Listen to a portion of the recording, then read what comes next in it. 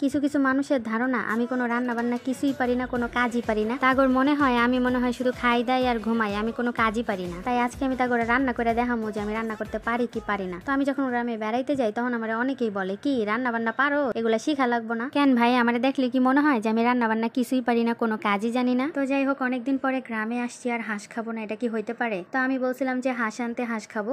তো আমি ওদেরকে রাজহাঁস আনতে বলছিলাম, বাট ওরা চীনা হাঁস আনছে। তো এটার হাঁসের নামও আমি জানতাম না, এই প্রথম দেখলাম আর এই প্রথম শুনলাম। তো তোমাদের ওইদিকে এই হাঁসটাকে কি বলে অবশ্যই তোমরা আমাকে কমেন্ট করে জানাও। তো যাই হোক, আমি মোটামুটি টুকটাক রান্না বান্না সবই পারি, যদি আমাকে সবকিছু রেডি করে দেয়।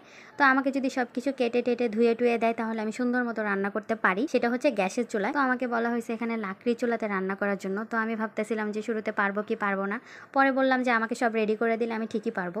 তো পরে আমাকে সবকিছু সবাই রেডি করে দিচ্ছে, বেছে টেছে, আমি কিচ্ছু করি নাই। ওরাই সবকিছু সুন্দর মতো ক্লিন করে কেটে কুটে সবকিছু আমাকে রেডি করে দিছে। আচ্ছা, এখন অনেকে আইসা বলবে যে আপনাকে সবকিছু কাইটটা দিছে, ধুইয়া দিছে, রেডি করে দিছে, তাহলে আপনি কিভাবে রান্না করলেন আফা?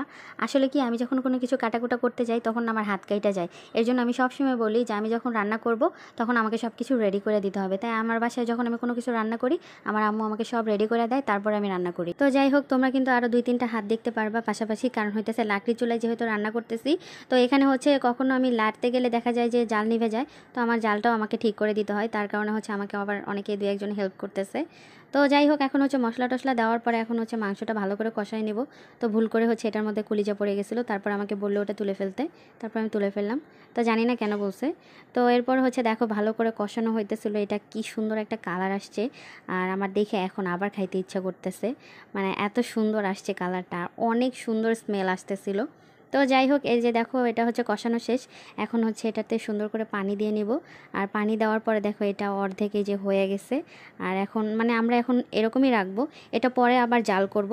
তো এখন দেখো এটার কালার কি আসছে। আর সত্যি কথা বলতে রান্নাটা অনেক বেশি মজা হওয়ার কারণ একটাই, সেটা হইতেছে ওরা পাটায় বেটে সব মশলা খায়।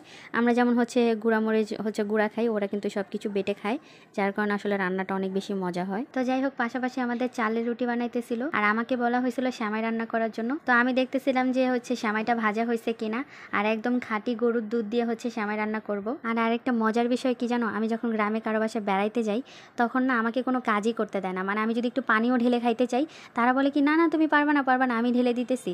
মানে তারা মনে করে যে আমি মনে হয় কোনো কাজই করি না। করে কারো বাসায় গিয়ে যদি একটু কল চাপি তাহলেও বলে যে পারবা না দাঁড়াও, আমি আসতেছি, আমি চাইপে দিতেছি, তুমি পারবা না। তারপর যদি একটু পুকুরে নামি তারপরে বলবে নাইমো না তুমি ডুইবা যাইবা। ভাই আমি জানি আমি সাঁতার পারি না, তারপর একটু শখ করে মাঝে মাঝে নামতে চাই, বাট ওরা মানে নামতেই দেয় না। ভাই আমি তো কোনো রাজার মেয়ে না, ওরা আমার সাথে এমন করে কেন? তো যাই হোক, আমার একদম খাঁটি গরুর দুধ দিয়ে সেমাই রান্না করা ডান। তো তারপরে হচ্ছে রাতের বেলা কোনো রকম অল্প একটু খাইছি, বেশি একটু খাই নাই। তো এরপর হচ্ছে পরের দিন সকালে আমি দেখো 3 কোনা ইচ্ছা পরোটা বানাইছি, আবার 4 কোনা পরোটাও বানাইছি। আর এই যে দেখো আমার হাঁসের মাংসটা কি সুন্দর আসছে না কালারটা।